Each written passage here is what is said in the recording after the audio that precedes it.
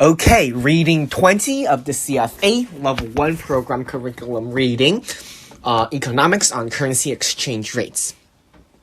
Learning outcomes. The candidate should be able to define an exchange rate and distinguish between nominal and real exchange rate and the spot and forward exchange rates. Describe the functions of the participants in the foreign exchange market. Calculate and interpret the percent changed in the currency relative to another currency. Calculate and interpret currency rate cross rate. Convert forward quotations expressed on a point basis or in a percentage terms into an outright forward quotation. Explain the Albridge relationship between spots rates, forward rates, and interest rates. Calculate and interpret the forward discount or premium. Calculate and interpret the forward rate consistent with the spot rate and the interest rate in currency. Describe exchange rate regimes and explain the effects of exchange rates on countries' international trade and capital flows.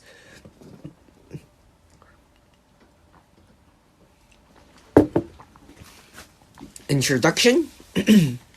Measured by daily turnover,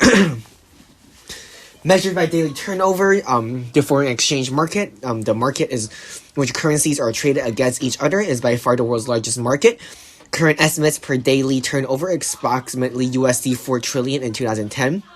This is about 10 to 15 times larger than the turnover in the global fixed income markets, and about 50 times larger than the global turnover in equities. Moreover, volumes in FX turnover countries is growing. Continues to grow. Some predict the daily FX turnover will reach US 10 trillion by 2020 as market participation spreads and deepens. The FX market is used as also a truly global market and operates 24 hours a day. Each business day, it involves market participants from every time zone connected through electronic communication networks and links players as large as multi-billion investment funds, as small as individuals trading for their own accounts.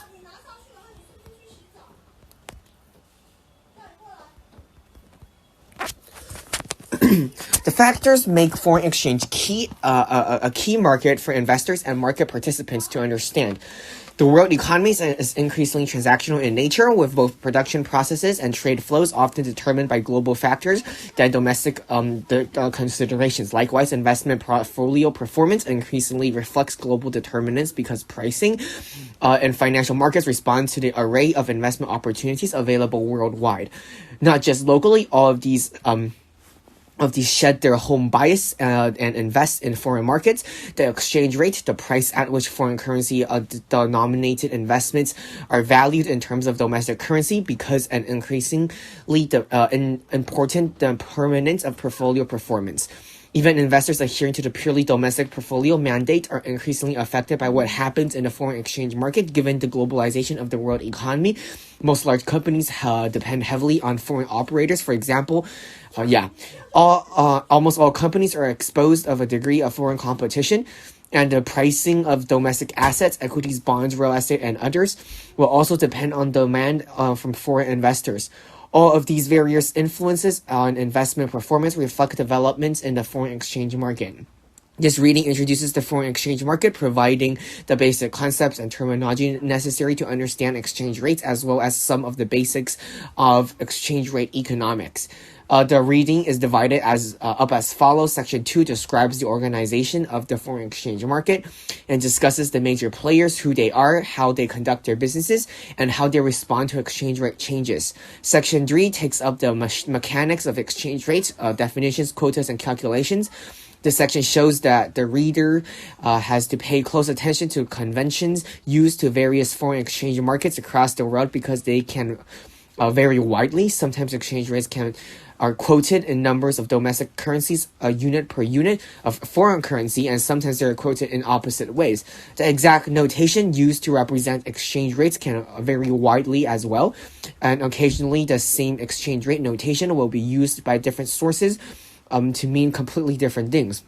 The notation used here may not be the same as the encountered elsewhere. Therefore, the focus should be on understanding the underlying concepts rather than relying on the remote memorization of formulas. We also showed that how the calculation of cross exchange rates and how to compute the forward exchange rate given either the forward points or the percentage forward premium or discount. In section 4, we discuss alternative exchange rate regimes operating throughout the world. Finally, in section 5, we discuss how exchange rates affect a country's international trade, exports and imports, and capital flows.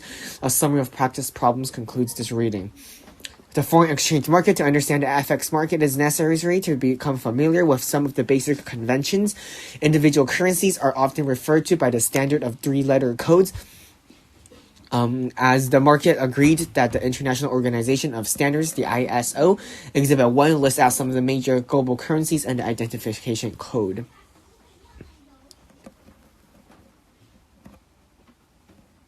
Okay.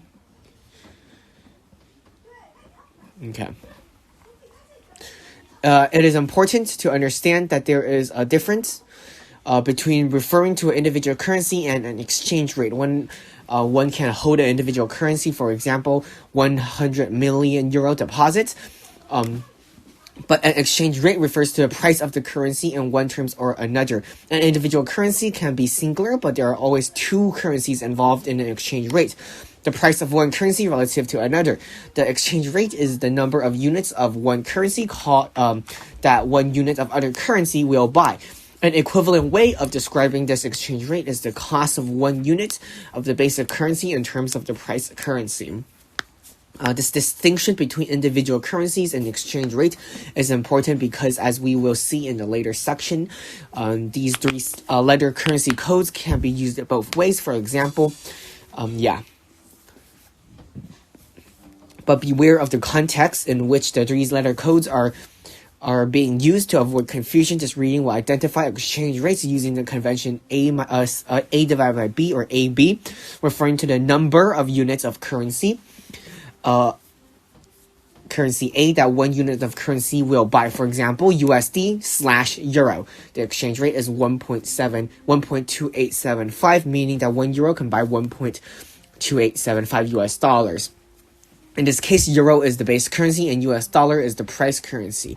A decrease in the exchange rate will mean that the euro costs less and that fewer US dollars are needed to buy 1 euro. In other words, a decline in the exchange rate indicates that the USD is appreciating against the euro, or equivalently, the euro is depreciating against the US dollar. The exchange rate described above is referred to as the nominal exchange rate. This is to distinguish them from real exchange rates, which are indexed constructed by economists and other market analysts to assess changes in the relative purchasing power of one country's currency compared to another. Creating these indexes requires adjusting the nominal exchange rate by using the price level in each currency, creating an index countries of the currency pairs in order to compare the relative purchasing power between countries. In a word of homogeneous goods and services, and with no market frictions of trade barriers, the relative purchasing power across countries would tend to equalize. Why would you pay more in real terms domestically for a widget if you could import the identical widget from overseas at a cheaper price? The basic concept of institutions behind the theory is known as purchasing power parity, which describes the long-term equilibrium of the nominal exchange rate. Purchasing power parity asserts that nominal exchange rates adjust to the identical good will have the same price in different markets, or put differently, the purchasing power of different currencies is equalized for a standard basket of goods. In practice, this condition requires to enforce PPP, or purchasing power parity, are not satisfied. Goods and services are not identical across countries. Countries typically have different baskets of goods and services produced and consumed. Many goods and services are not traded internationally. There are trade barriers and transactional costs. Capital flows are at least as important as trade flows in determining nominal exchange rates. As a result, nominal exchange rate exhibit persistent deviation from the purchasing power parity. Moreover, relative purchasing power among countries display a weak, if any, tendency towards long-term equalization. A simple example of the cross-country comparison of the purchasing power of the standard of goods is the Big Mac index produced by The Economist, which shows the relative price of a standardized hamburger in different countries. The Big Mac index shows that fast food hamburger price can vary widely internationally, and that this difference in purchasing power is typically of most goods and services. Consider the case of an individual who wants to purchase goods from a foreign country. The individual will be able to buy fewer of the goods if the nominal spot exchange rate of the foreign currency appreciates, or if the foreign price level increase. Conversely, the individual can buy more foreign goods if the individual's domestic income increase. Hence, in real purchasing power terms, the real exchange rate that an individual faces is an increasing function of the nominal exchange rate and the foreign price level, and a decreasing function of a domestic price level the higher the real exchange rates that the individual faces. The fewer foreign goods in real terms the individual can purchase, and the lower the individual's relative purchasing power compared to other countries. An equivalent way of viewing the real exchange rate is that it represents the relative price levels in the domestic and foreign currencies. Mathematically, we can represent the foreign price increase in terms of domestic currency as such. For example, a British consumer wants to buy a goods made by the Eurozone, and the real exchange rate is identified by GBP divided by euros.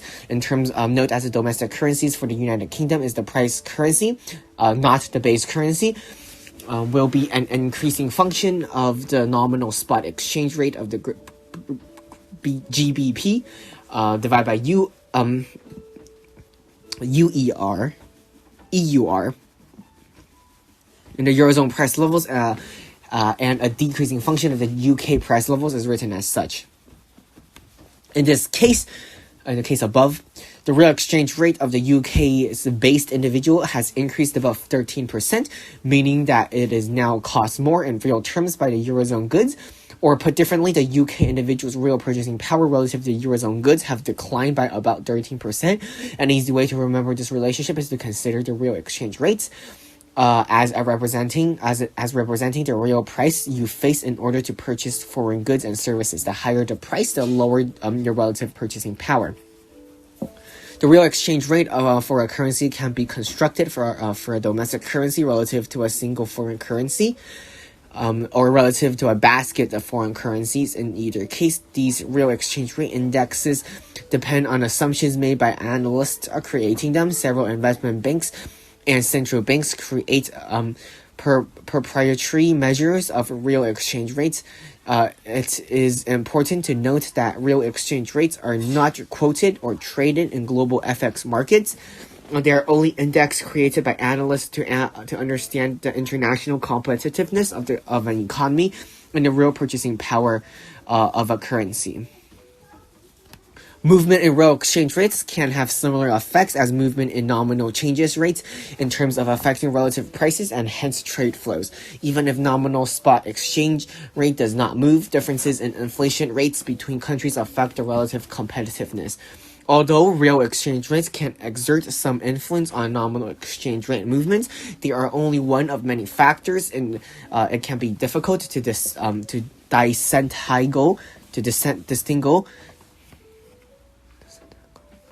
all of these interrelationships in a complex dynamic of FX markets. As discussed earlier, the purchasing power parity is a poor guide to predicting future movement in a nominal exchange rate because the rates can deviate from the purchasing power parity equilibrium and even continue to trend away from the purchasing power parity level for years at times. Hence, it should be not surprising that real exchange rates, which reflect changes in relative purchasing power, have a poor track record as a predictor of future nominal exchange rate movements.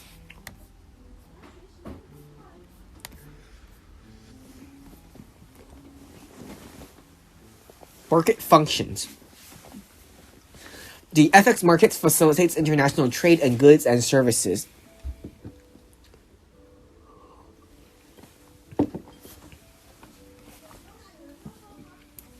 Where companies and individuals need to make transactions in foreign currencies. This will cover everything from companies and governments buying and selling products in other currencies to tourists engaging in cross-border travels, for example, German tourists going to UK using pounds. Although it's important to dimension of FX market, and despite the growth in global trade in recent years, An even larger proportion of the daily turnover of FX market is accounted by the capital market transactions, which investors convert between currencies for purposes of moving funds into or out of foreign assets. These types of transactions covers the range in the direct investment in other countries, the portfolio investments.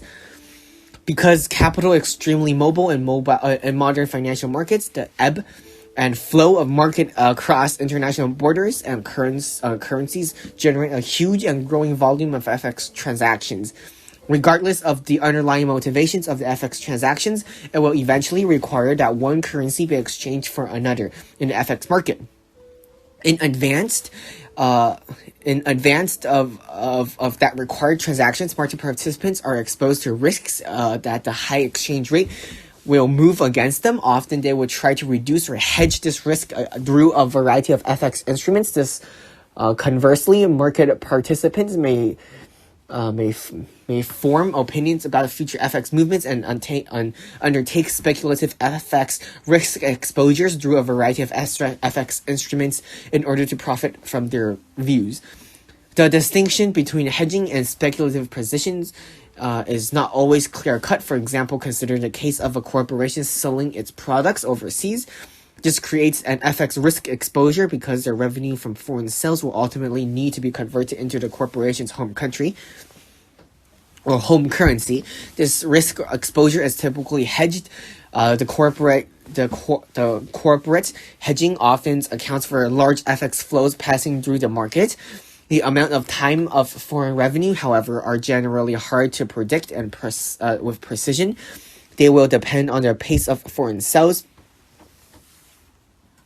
the sales price realized, the pace of which foreign clients pay for their purchase, and so forth. If they face of uncertainty, the corporate treasury will estimate the timing and market and amount of foreign revenue and will then hedge a portion of the estimated money or amount. Many corporate treasuries have hedge targets based on this estimate, but they also have the flexibility to under hedge or over hedge based on opinions about the future FX rates movements in order to judge the effectiveness of these discretionary trades. The performance of these corporate treasury is compared with a benchmark, usually stated in terms of a fixed amount of hedge relative to total sales. The profitability of treasury managers' performance is judged based on the gains or loss relative to the benchmark, just as an investment fund manager's performance is a benchmark against the performance targets. I am drinking honey green tea with apple cider today. It's a very interesting drink. It's chilled as well. It's cold. It's with ice in it. So honey green tea with apple cider in it. At the other end of the spectrum between hedging and speculations, consider the archetypal speculative account. A hedge fund. Although it is true that hedge funds will seek out, accept, and manage risks for profit, a hedge fund is, after all, a hedge fund. Strict risk control produces are critical to hedge fund success, especially when leverage is involved. The mixture of speculative and hedging motives is common throughout the FX space as market participants shape FX exposures and suit their market forecast, operational mandates, and appetite for risk. Outrights for contracts are agreements that deliver foreign exchange at a future date at an exchange rate agreed upon today. For example, suppose the UK-based company expects to receive a payment of 100 million euros in 85 days, although it can convert these British pounds with the spot transaction. The future price rate is currently unknown and represents a foreign exchange risk to the company. The company can avoid this risk by entering into a transaction with a foreign exchange dealer to sell 100 million euros against the British pound for a settlement of 85 days from today at a foreign exchange rate agreed upon today. As such, foreign contracts are any exchange rate transactions that occurs when currency settlement longer than usual T+2 settlements for spot delivery. Each of these contracts require two specifications: the date at which the currencies are to be exchanged and the exchange rate to be applied on settlement date. Accordingly, exchange rates for these transactions are called forward exchange rates to distinguish them from spot rates. Dealers will typically quote for exchange rates for a variety of standard for settlement dates. For example, on the dealing of screens in an over-the-counter market. However, traders can arrange for a settlement for any future date they agree upon. When the foreign exchange rate scaled appropriately for the specific terms to settlement, standard for settlement dates such as 3 movements are defined in terms of spot settlement dates, which is generally T+2. For example, if today is 18th of October and spot settlement for 20th October, then a 3-month forward settlement will be defined as 20th of January on the following year. Because forward contracts eventually expire, existing speculative positions or FX hedge that need to be extended must be rolled prior to these settlement dates. This typically involves a spot transaction to offset or settle the expiring forward contracts and a new forward contract to be set at a new, more distant settlement date. This combination of an offset spot transaction and a new forward transaction is referred to as a FX swap. An FX swap is best illustrated by an example. Suppose that traders sell 100 million euros to a settlement of 95 days from today, and for exchange rate of this in 93 days. Okay, so here's just an example. FX swap will be dealt with more in level 2 in this curriculum. For the purposes of this reading, it is only necessary to understand 1, that an FX swap consists of a simultaneous swap spot of forward transactions. 2, the swap transactions can extend row an existing forward position to a new future date. And 3, rolling the position forward leads to cash flows on settlement date. The cash flow can be thought as a market to market, on the forward positions. FX swaps are therefore a large component of the daily FX market turnover because market participants have to roll over existing speculative or hedging positions as the underlying forward contracts mature in order to extend the hedge or speculative position. In other areas of FX swap, they are used in FX markets because bears monitoring. They are often used in market participants as a funding source called swap funding. Consider the UK. Yeah, that's just another example. Another concept to bear in mind is the spot forward swap and options product, and typically not used in isolation. Most major markets participants manage their FX transactions and FX risks exposures through currency spots, forward spots, and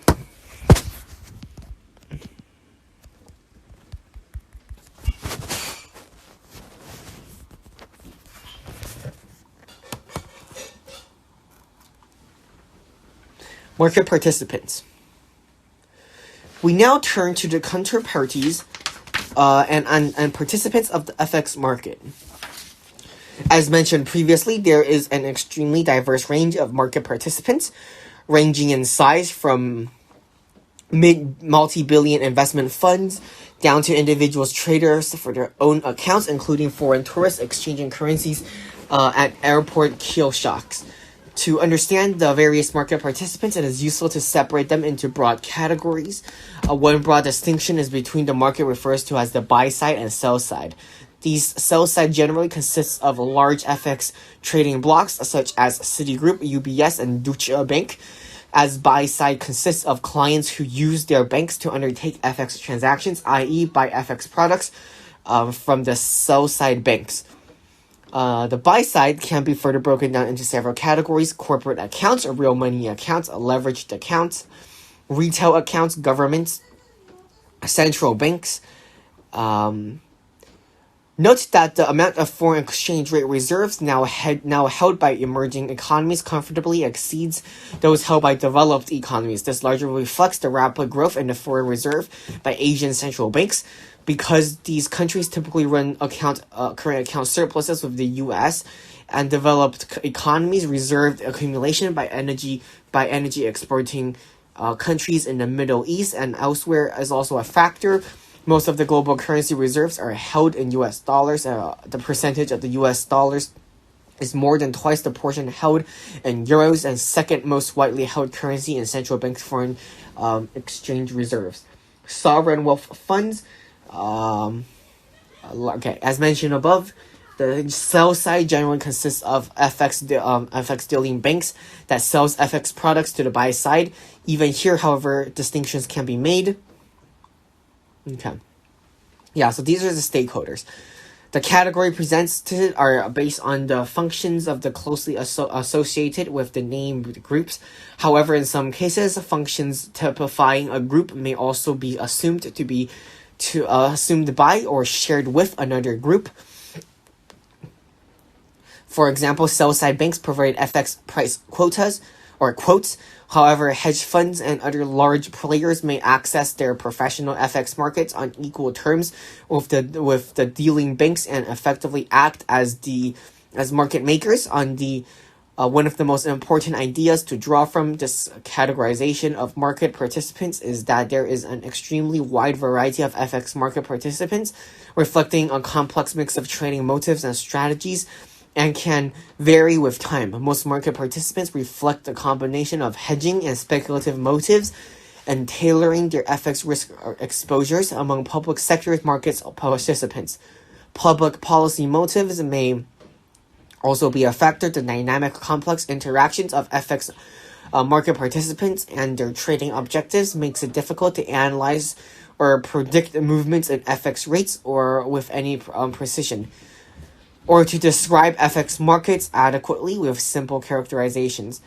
Market size and composition. In this section, we present a descriptive overview of global FX markets drawn from 2010. A survey undertaken by the Bank of International Settlements, the BIS, is an umbrella organization of the world's central bank. Every 3 years, participating central banks undertake a survey of FX markets in their jurisdiction, the results of which are aggregated and compiled in the BIS. The most recent survey taken in April 2010 gives a broad indication of the current size and distribution of the global FX market flows. As of April 2010, the BIS estimates that average daily turnover in the traditional FX market, comprised of spot, outright forward, and FX swap transactions, totaled approximately 3.9 trillion. The survey also provides a percentage breakdown of the average daily flows between sell-side banks, between banks and financial customers. The breakdown is provided in Exhibit 4. It bears noting that the proportions of daily averages of excess flows accounted by the financial client is much larger than that of non-financial clients. The BIS also reports that the proportion of financial client flows has been growing rapidly, and as of 2010 exceeds interbank trading volume for the first time. This underscores the fact that only a minority of daily FX flows is accounted for by corporations and individuals buying the selling of foreign goods and services. Hedge investment pools the proportion of the professional traders and accounts for a large and growing proportion of the FX business. This large proportion of global FX trading occurs in London, followed by New York. This measures the FX market, the most active between approximately 8 a.m. and 11:30 a.m. New York time, when banks in both cities are open. The New York, Tokyo is the third largest FX trading hub. Currency exchange rate calculations. exchange rate quotations. Exchange rate represents the relative price of one currency in terms of another. This price can be represented in two ways. Currency A buys how many units of currency B, or currency B buys how many units of currency A. Of course, these two prices are simply the inverse of one another. To distinguish between two prices, market participants sometimes distinguish between direct and indirect exchange rate. In the quoting convention AB, where there is a certain number of currency of A per 1 unit of currency B. Okay, so this is literally just flipped around.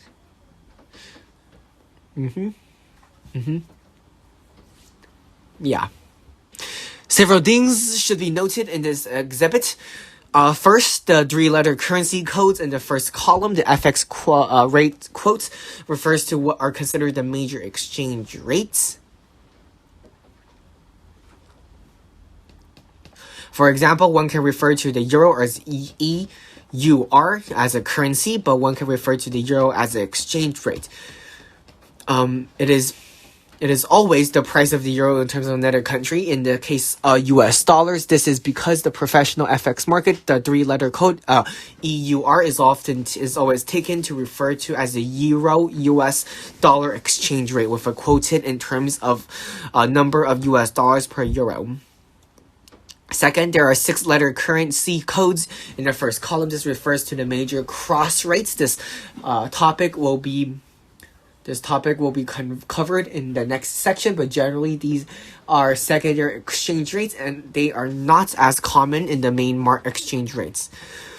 Okay, another concept involving exchange rate quotes is the professional FX market is that of two-sided policies. When a client asks a bank for an exchange rate quote, the bank will provide a bid and an offer. But there are two currencies involved in the exchange rate quote, which is always the price of one currency relative to another. So, which one is being bought and sold is the two-sided price quote. This is where the lingo involving the price currency and the base currency explained above becomes useful. The two-sided policy or the two-sided price quoted by the dealer in terms of the buying/selling of the base currency.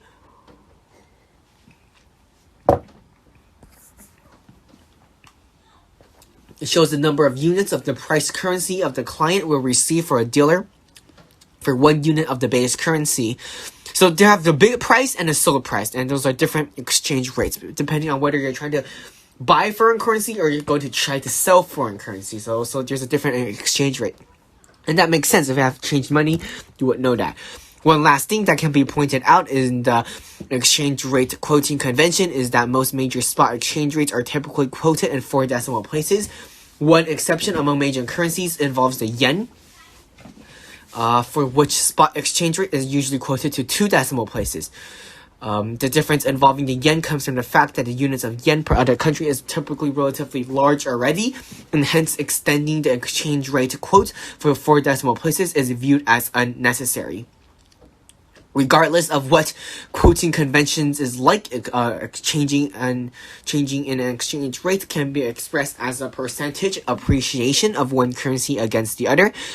One simply has to be careful in identifying which currency is price currency and which is the base currency. So this is just exchanging cross rate calculations. Just use this formula.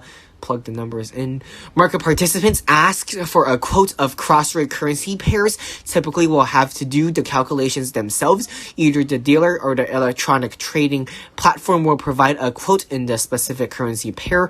For example, a client asking for a quote in Canada yen or receive that quote from the dealer, he will not be given a separate dollar to Canadian dollar yen exchange rate.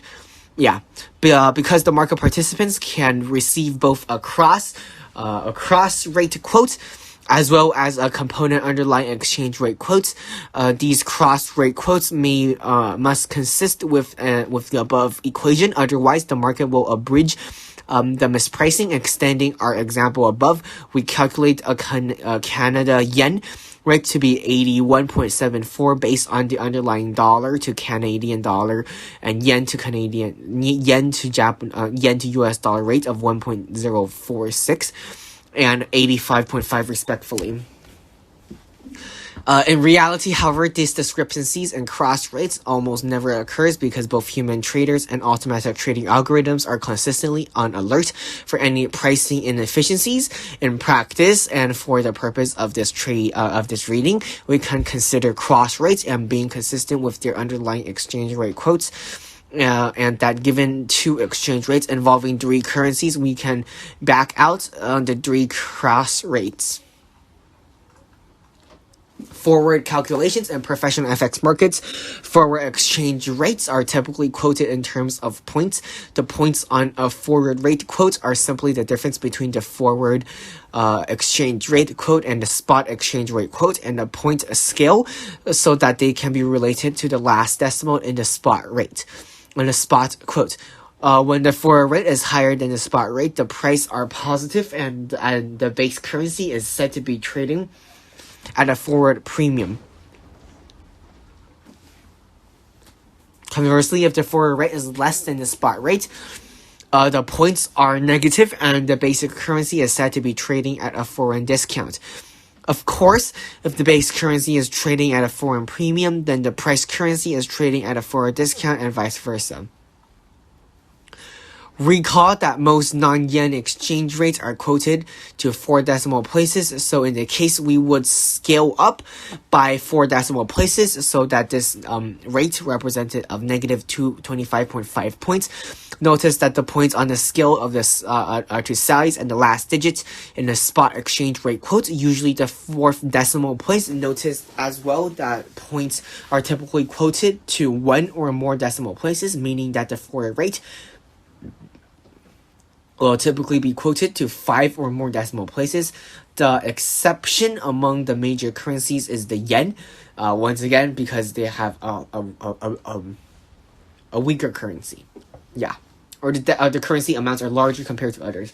Typically, quotes for forward rates are shown as the number of forward points at each maturity.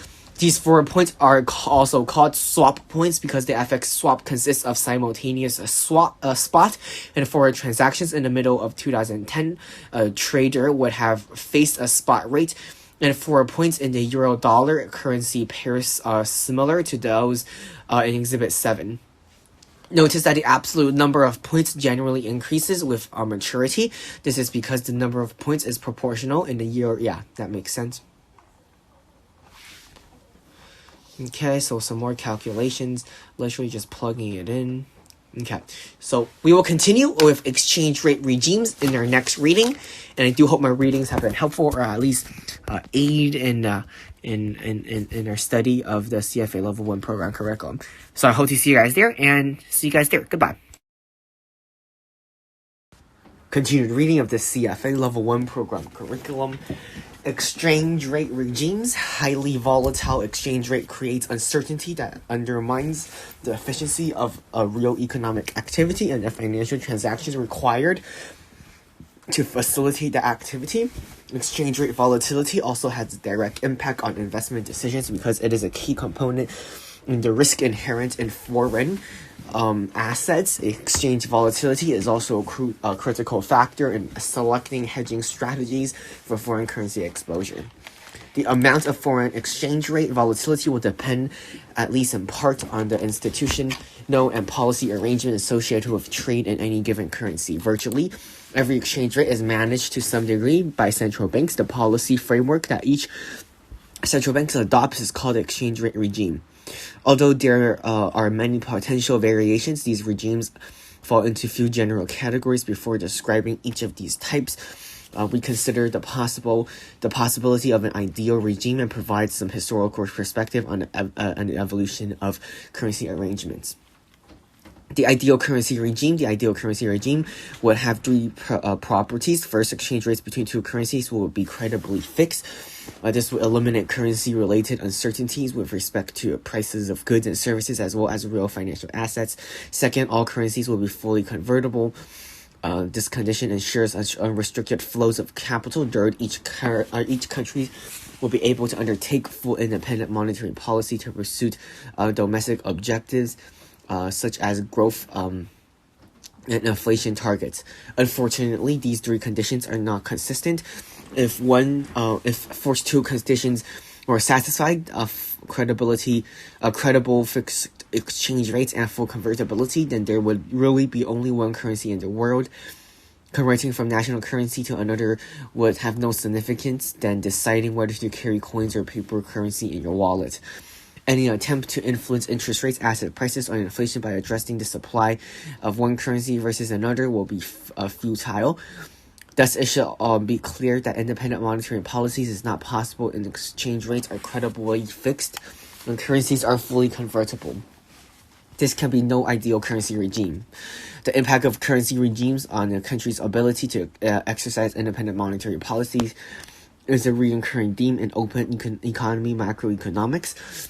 It will be covered in more detail in the other reading. However, it is worthwhile to emphasize the basic points of considering what happens if an idealized world to perfect capital mobility. If the exchange rate were credibly fixed, then any attempt to decrease default-free interest rates in one country below those in another, that is to undertake independent expansionary monetary policy, will result in potential unlimited outflow of capital because funds will seek higher returns. The central bank will be forced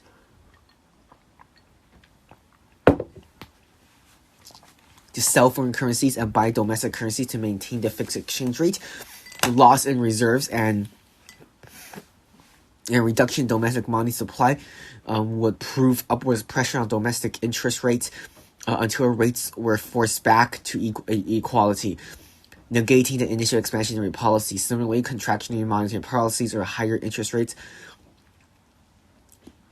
would be thwarted by inflows of capital. The situation is quite different. However, with the floating exchange rate, a decrease in domestic interest rates will make the domestic currency less attractive. This results in depreciation of the domestic currency, which shift demand towards domestic produced goods, reinforcing the expansionary impact of the initial decline in the interest rates. Similarly, a contractionary increase in the interest rates would be reinforced by appreciation of the domestic currency. In practice, of course, capital is not perfectly mobile, and the impact of monetary policy is not too stark. The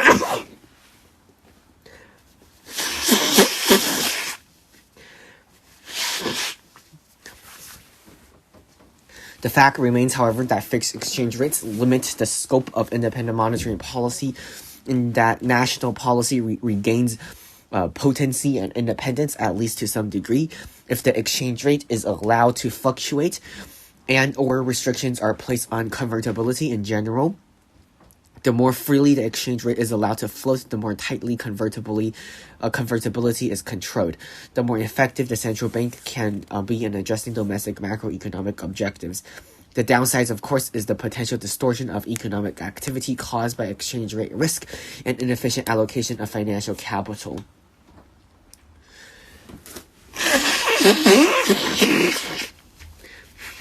Historical perspective of a currency regime isn't really useful. A taxonomy of currency regimes. Although the pros and cons of fixed and flexible exchange rate regimes continues to be debated, regimes have adopted that lie similarly between these polar cases. In some cases, the driving force is the lack of credibility with respect to sound monetary policy, and the economy with a history of hyperinflation may be forced to adopt a form of fixed exchange rate because it promotes to maintain a sound currency with a floating rate, which cannot be credible. That of which persists as a persistent issue in Latino America. In other cases, the driving forces is as much a political as economic. The decision to create the euro was strongly influenced by the desire to enhance political union with European communities, whose members have been at war for each other twice in the 20th century. At the April 2008, the International Monetary Fund classified exchange rate regimes into 8 categories shown in Exhibit 8.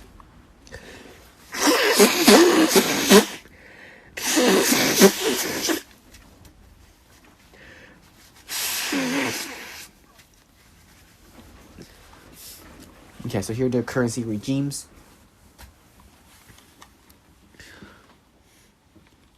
Okay.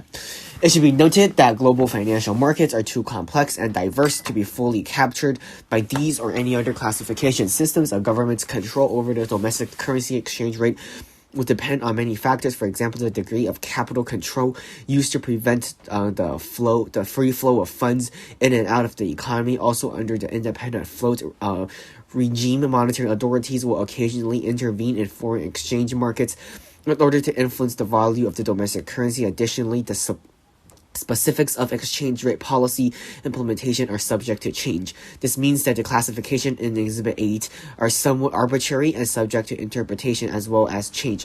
Over time, the important point to be drawn from this decision is that the prices and flows in foreign exchange markets will, to varying degrees, reflect the legal and regulatory frameworks imposed by governments, not just pure market forces.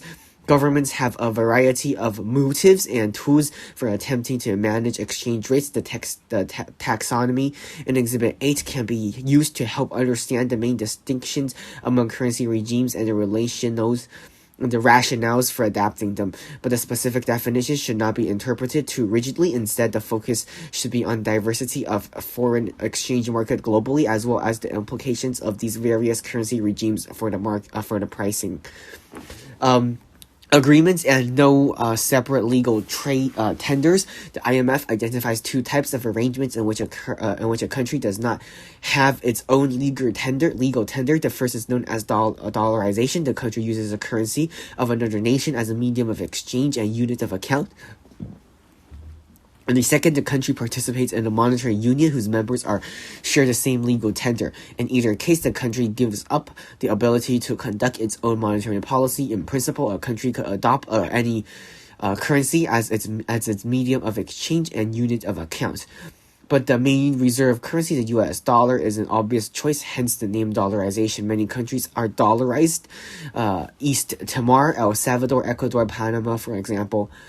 By adopting another country's currency as legal tender, the dollarized country inherits the dollar's currency's credibility, but not the creditworthiness. For example, although a local bank may borrow, lend, and accept deposits in US dollars, they are not members of the U.S. Federal Reserve System, nor are they backed by deposits insurance by the Federal Deposit Insurance Corporation. Thus, interest rates on U.S. dollars and dollarization in the economy need not be, generally are not the same as the dollar deposits in the U.S. Fixed parity, so these are just different currency regimes.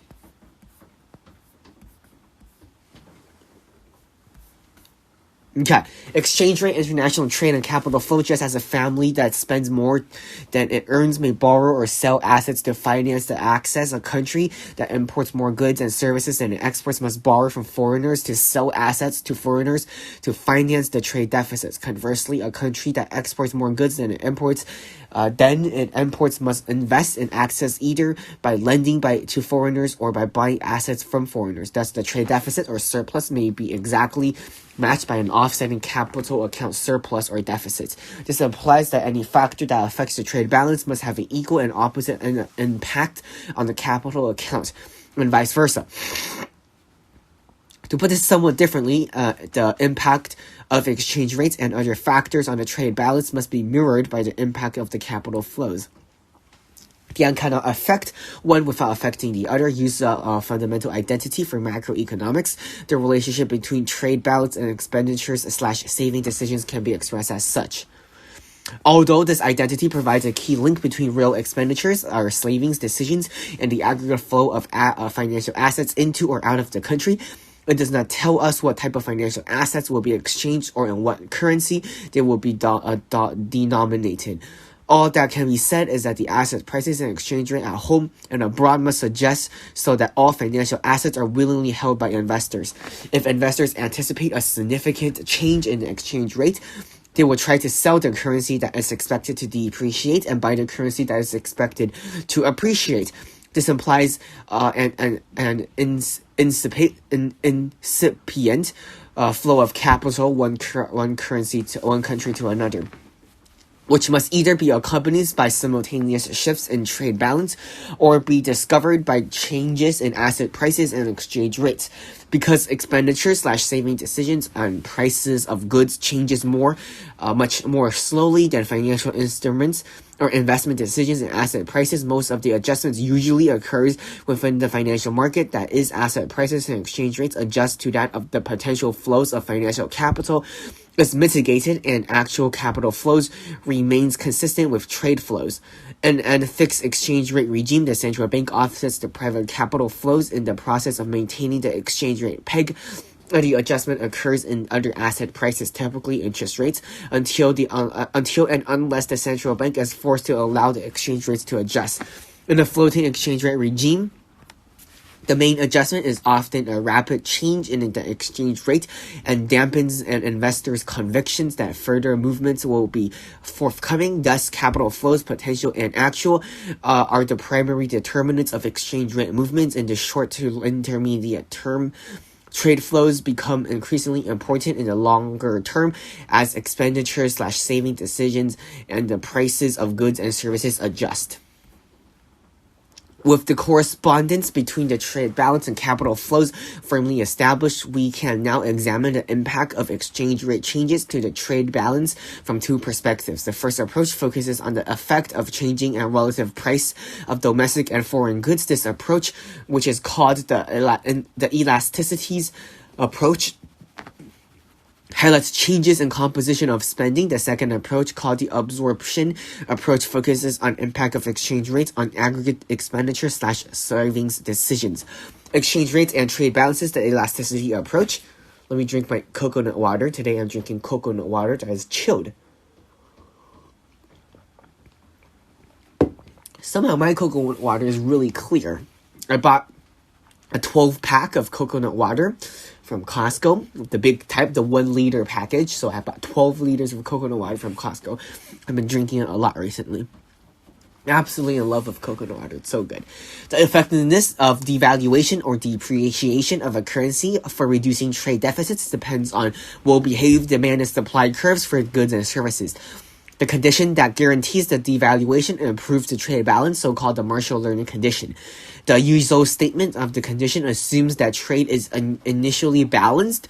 When we present a generalization of the condition that allows for an initial trade imbalance, and hence is more useful in addressing whether exchange rate movements will correct such imbalances. Recalled from microeconomics that price elasticity of demand is given by such: change in Q divided by change in P. For example, so we know the example. The basic idea behind the Marshall-Lerner condition is that demand of imports and exports must be sufficiently price sensitive so that increasing the relative price of imports increases the difference between export receipts and the import expenditure generalized by the Marshall-Lerner condition. The first term is the general Marshall-Lerner condition, reflects that the change in exports receipts, assuming that domestic currency price of exports is unchanged. It will be positive as long as export demand is not totally insensitive to price. Depreciation of the domestic currency makes exports cheaper in foreign currency and induces an increase in the quantity demanded by foreigners.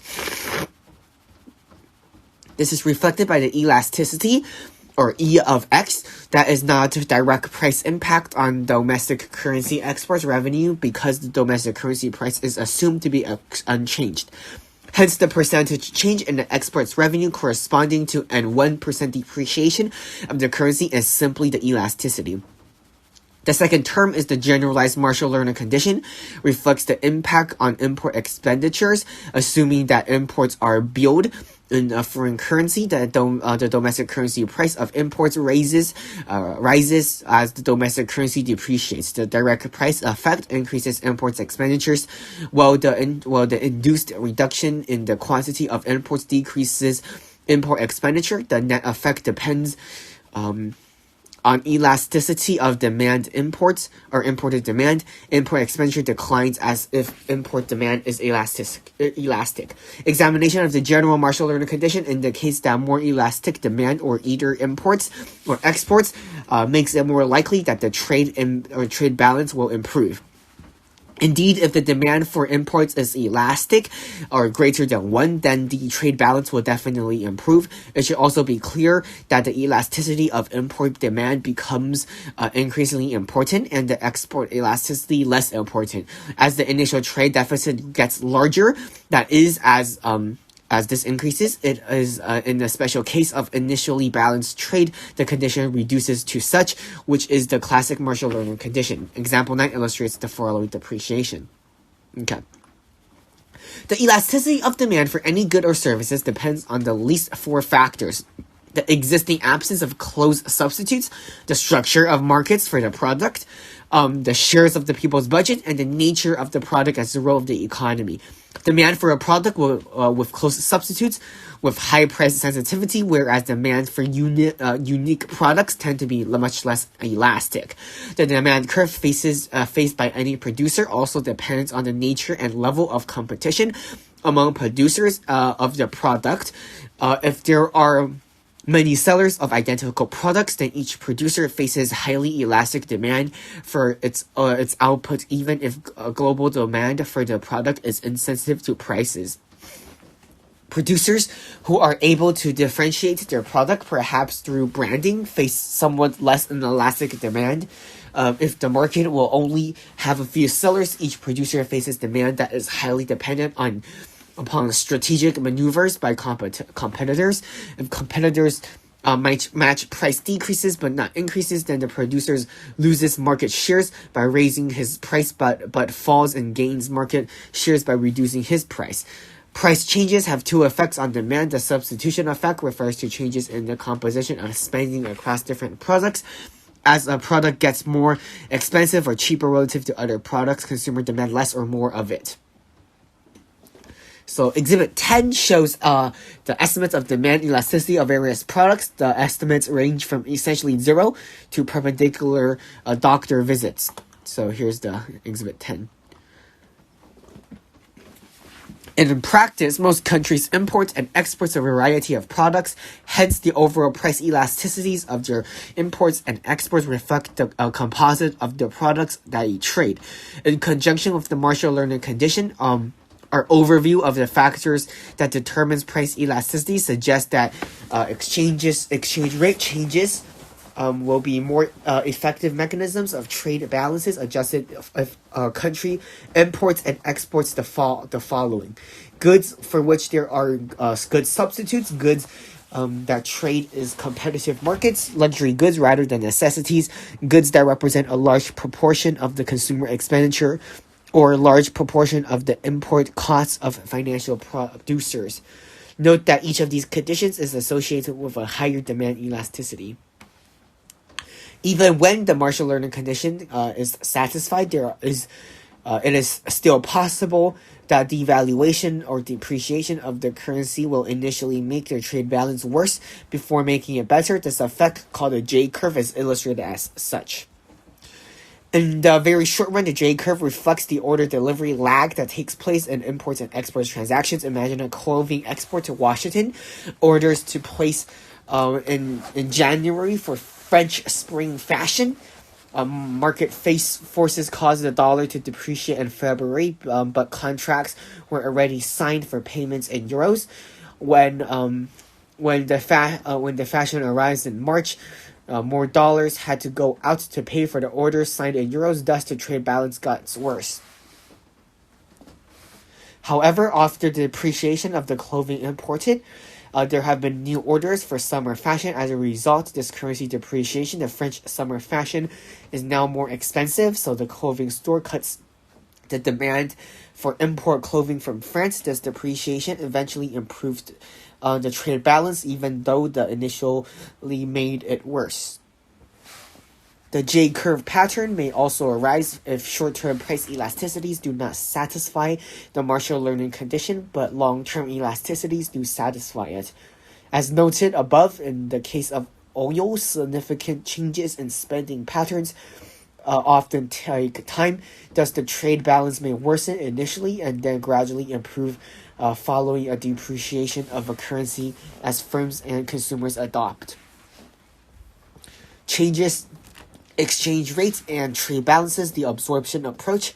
The elasticities approach focuses on expenditure switching effects of changing the relative prices of imports and exports. This is essentially a microeconomics view of the relationship between exchange rates and trade balances. The absorption approach adopts the explicitly microeconomics views of the relationship. Recall from above that trade balances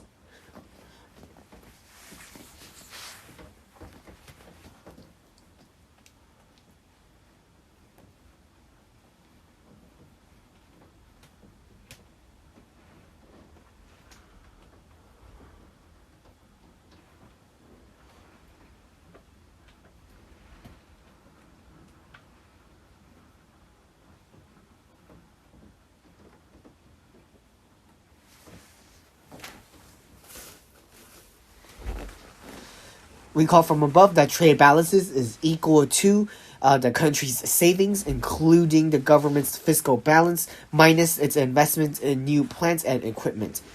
Equivalently, this is equal to the difference between the income, GDP, and domestic expenditure or absorption. Thus, in order to move the trade balance towards surplus, a devaluation or depreciation of domestic currency must increase income relative to expenditure, or equivalently, increase national savings relative to investments in physical capital. If there is an excess capacity in the economy, then by switching the demand towards domestic produced goods and services, depreciation of the currency can increase in output income. Because some of the additional income will be saved, income arises relative to expenditure and the trade balance improves. If the economy is at full employment, however, the trade balance cannot improve unless domestic expenditure declines. If expenditure does not decline, then the depreciation will put upwards pressure on domestic prices until the stimulative effects of the exchange rate changes is negated by the higher price levels, and the trade balance reverts its original levels. How by depreciation of the currency reduce domestic expenditure relative to the income? The main mechanism is the wealth effect.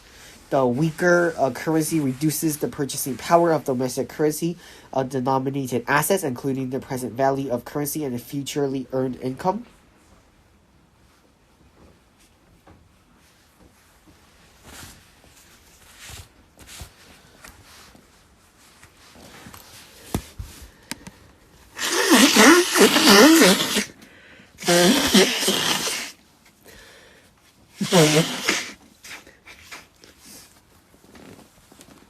The absorption approach also reminds us that currency depreciation cannot improve the trade balance unless it also induces the corresponding change in the capital account.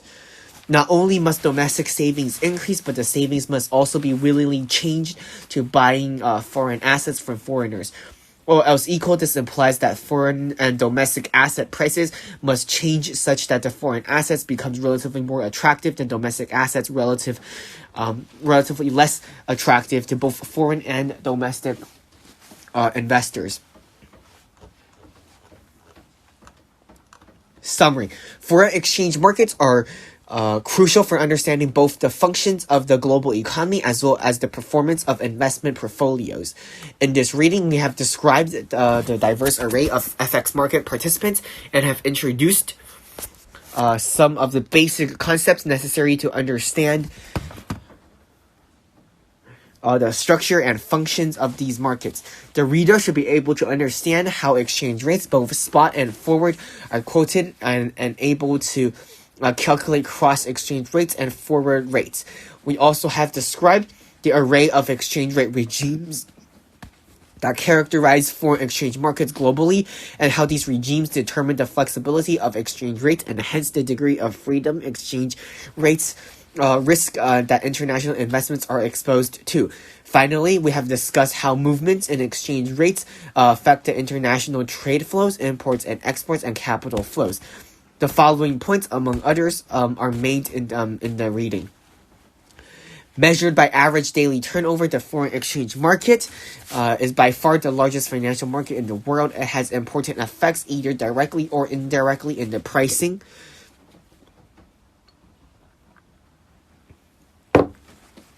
and flows of all financial markets.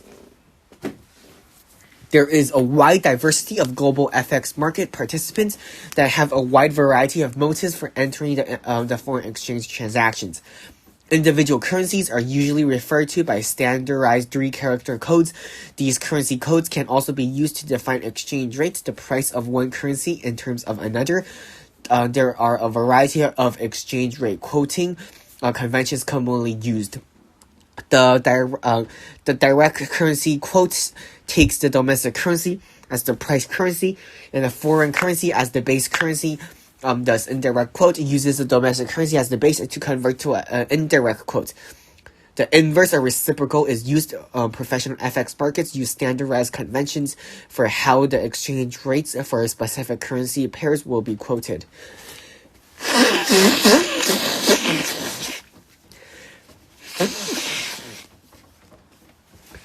Currency trade and foreign exchange markets are based on nominal exchange rate. An increase or decrease in exchange rate quoted and in indirect terms means that domestic currency is appreciating or depreciating versus the foreign currency. The real exchange rate, defined as the normal exchange rate multiplied by the ratio of price levels, measures the relative purchasing power of the currencies. An increase in the real exchange rate implies a reduction in the relative purchasing power of the domestic currency. Given exchange rates for two currency pairs AB, AC, we could compute the cross rate BC between between currencies BC, depending on how the rates are quoted. This may require inversions of one of the quoted rates. Spot exchange rates for the immediate settlements are typically T+2, while for forward exchange rates are the settlement agreed upon future dates. Forward rates can be used to manage foreign exchange rate exposures, or can be combined with spot transactions to create FX swaps. The spot exchange rate and foreign rate exchange rates and the domestic and foreign interest rates must jointly satisfy and abridge a relationship that equates the investment returns on two alternatives but equivalent investments. Given the spot exchange rate and the foreign and domestic interest rates, the forward exchange rate must take the value that prevents riskless abridge. Forward rates are typically quoted in terms of forward or swap points. The swap points are added to the spot exchange rate in order to calculate the forward rate. Occasionally, forward rates are presented in terms of percentage relative to other spot rates. The base currency is said to be trading at a forward premium if the forward rate is above the spot rate. Forward rates are positive. Conversely, the base rate is said to be trading at a forward discount if the forward rate is below the spot rate. Forward points are negative. The currency with the higher or lower interest rates will trade at a forward discount premium. Swap points are proportional to the spot exchange rate and to the interest rate differential, and approximately proportional to the terms of the forward contract. Empirical studies suggest that foreign exchange rates may be unbiased predictors of the future spot rates, but the margin of error for such forecasts are too large for them to be used in practical guides as managing exchange rate exposures. FX markets are too complex to intertwine with other global financial markets to be adequately characterized by a single variable, such as the interest rate differential.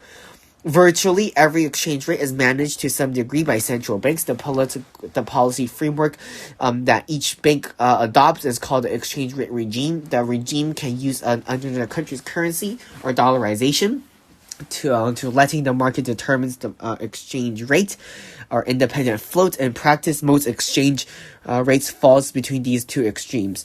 The type of exchange rate regime varies widely among countries and over time. An ideal currency regimes would have three properties. The exchange rate between two currencies would be credibly fixed. All currencies will be fully convertible, and each currency will have its undertake fully independent monetary policies. It pursues domestic objectives as the growth of inflation targets. Inflation, however, these conditions are inconsistent. In particular, fixed exchange rate and unfettered capital flows severely limits a country's ability to undertake independent monetary policies. However, there cannot be an ideal currency regime. The IMF identifies the following types of regime, ranged from no separate legal tender, dollarization, monetary union, currency board, fixed parity, target zones, crawling peg, crawling band, managed floats, and independent floats. Most major currencies traded on the FX market are freely floating, beat subject to occasionally central bank interventions. A trade surplus or deficit must be matched by the corresponding deficit or surplus in the capital account. Any factor that affects the trade balance must have an equal and opposite impact on the capital account and vice versa. A trade surplus reflects the access of domestic savings over the investment spending. A trade deficit indicates that the country's invests more than it saves and must finance the access by borrowing from foreigners or selling assets to foreigners. The impact of exchange rates on trade and capital flows can be analyzed from two perspectives. The elasticity approach focuses on the effect of changing the relative price of domestic and foreign goods. This approach highlights changes in the composition of spending. The absorption of approach focuses on the impact of exchange rates on aggregate expenditures/saving decisions.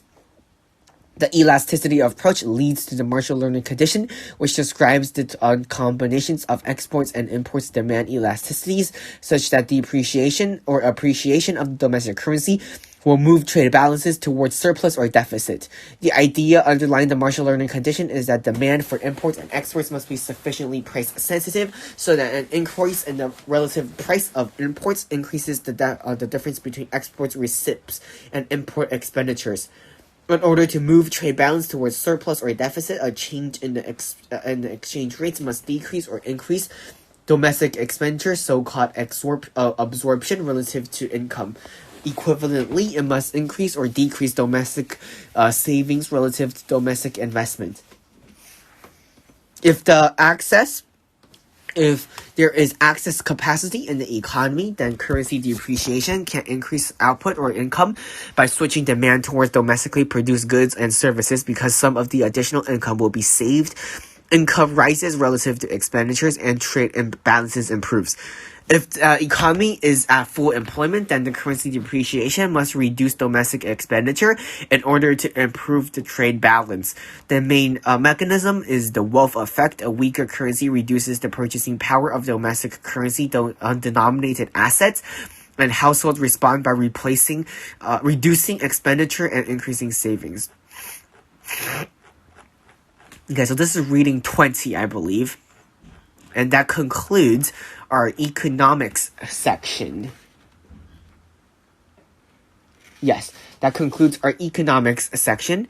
And our next section doesn't start until page 1350, which we will be starting financial reporting and analysis. So I do hope my previous readings have been helpful and beneficial to you guys in some ways. And that concludes reading 20, and that also concludes our economics section, or study session 5. So I do hope these readings have been helpful, and I hope to see you guys in the next one. Okay, goodbye.